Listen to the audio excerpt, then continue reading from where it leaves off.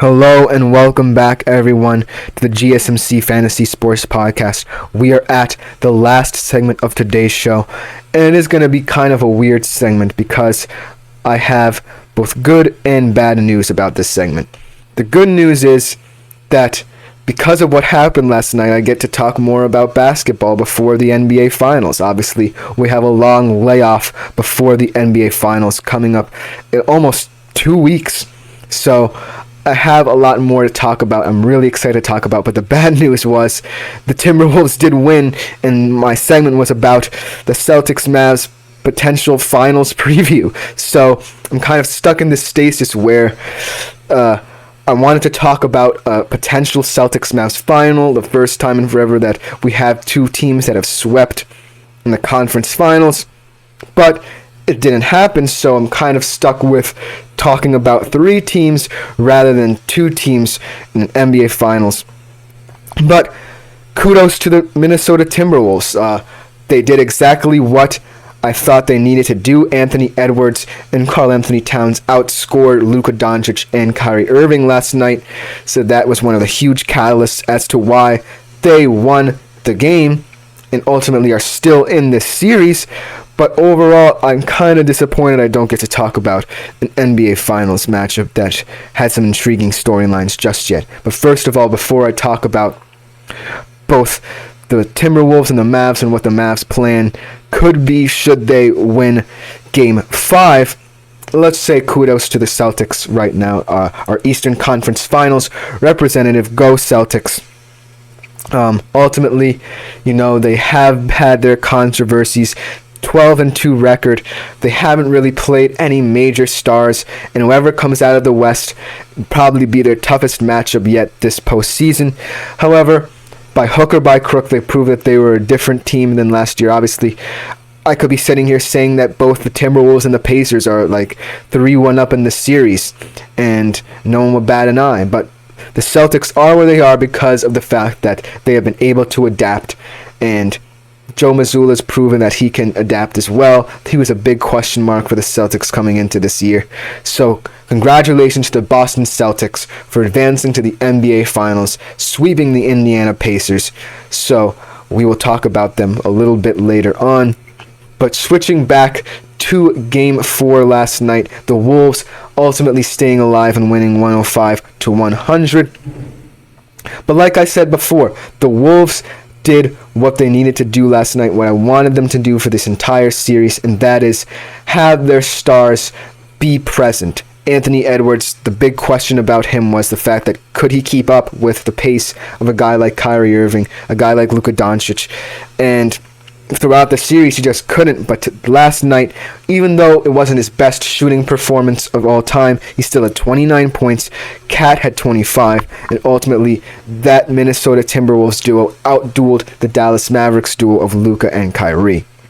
Ultimately though, I still think that Dallas is going to want to win Game 5, and I think they will. In fact, I just think that this game was one of those games where the Timberwolves did everything right, and the Mavs, even though they still have that prowess, Luka Doncic still had his triple-double, they just couldn't match Minnesota on tonight.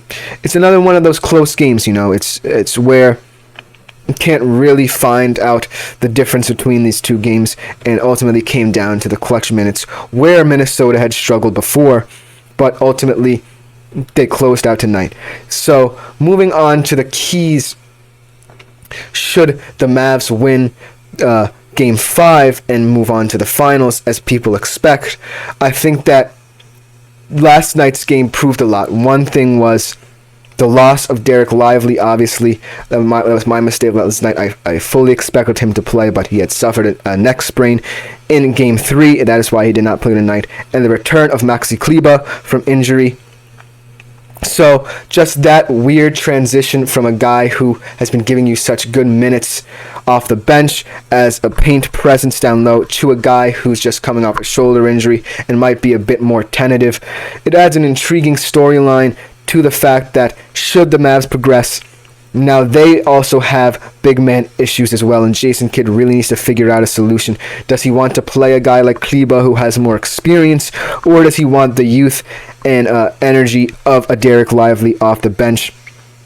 Last night, a bright spot, in my opinion, for the Dallas Mavericks was Daniel Gafford, who obviously was probably the only person who I hit on in my prop bets and predictions last episode. He had a perfect game in terms of field goal shooting, 6 for 6 for 12 points. Ultimately, he is still a big part of who Dallas is down low, but that was a huge factor.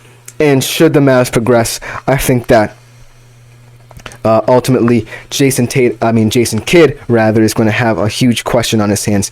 Moving on to the Celtics, like I said a couple segments ago, last episode, I think that they also have a very similar problem. Kristaps Porzingis is going to be coming back from an injury, and Joe Mazzulla is going to have to figure out how to distribute minutes between big men he hasn't really played. Last series, we saw that O'Shea Brissett got some minutes in Game 3, and they were some of the best minutes for a Boston big man in that series. Obviously, Al Horford adds a lot offensively, but ultimately, he could be a liability defensively. So Joe Mazzulla has that same issue, so that should be an intriguing storyline. But moving back to the subject at hand, and the team who is still not out of it just yet, the Minnesota Timberwolves. What are their keys to keeping this series going for as long as possible? Obviously, not many teams have come back from 3-0 deficits. In fact, only 39% of teams have even won a game down 3-0. But as we saw, if Jason Kidd is indecisive for the rest of the series between Kleba and Lively, that could be a way in for the Timberwolves, because then they have the advantage in the front court of having guys like Cat and Rudy Gobert defensively to help combat them. And I think that ultimately this game might be an outlier in the fact that Jason Kidd may have seen that Kleba might need some time to come back and acclimate to game time. But I still think he's an option off the bench for them. And so that's just going to be an interesting thing going forward. And the fact that Minnesota extended this series should be a interesting sign for Dallas to try and see how this whole center thing works out. But before we count our chickens before they hatch, Minnesota has to perform in Game 5 as well. You can't just win Game 4 and expect the rest of the series to go your way. You need to continue to play. There's a reason they're down 3-0, and it's because of the mistakes they've made late in games, and they need to continue to figure out ways to win games late in games. Ultimately, should they somehow come back and win the series, that would be an interesting storyline as well. If the Celtics were so good late in games and Minnesota has been so bad late in games in this series, so that would be another interesting storyline. But that would be so far ahead and very unlikely. But the key to the Timberwolves continuing this series is the fact that Karl Anthony Towns and Anthony Edwards need to consistently outscore Luka Doncic and Kyrie Irving and find a way to stop them on the defensive end of the ball. Congratulations to them for not tiring out, but that cannot be an excuse. This game, if you want to extend this series, longevity and the ability to be able to play a number of minutes that might be higher than usual for you, you need to do that. And so I think that Game 4 should be a nice little examination of who the Timberwolves can be if both of them play well, but ultimately I think that they need to continue to do this consistently to prove the fact that they are still not out of it. Just before I end the show right here, I just want to stick around and give you guys the updated betting odds for NBA Finals favorites. Obviously, Jason Tatum is still at the top, followed by Luka Doncic, but we see Jaylen Brown move up to the third spot above guys like Anthony Edwards and Kyrie Irving, and also a guy who might be flying under the radar because of his injury. Kristaps Porzingis is sitting 6th in NBA Finals betting odds for MVP. I think that he could be a very interesting, high risk, high reward bet at plus 4,000 if you really want to be aggressive in that area and bank on him being a huge impact for the Celtics in the finals. But the finals aren't here yet, like I thought they would be. But that should just about end today's episode of the GSMC Fantasy Sports Podcast. As always, I do ask that you like, follow, and subscribe to the show. Leave a tip or donation at the link gsmc.cloud. Is a huge support to the network.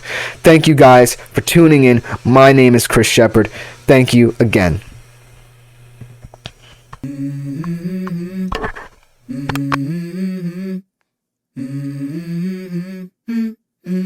Let's go.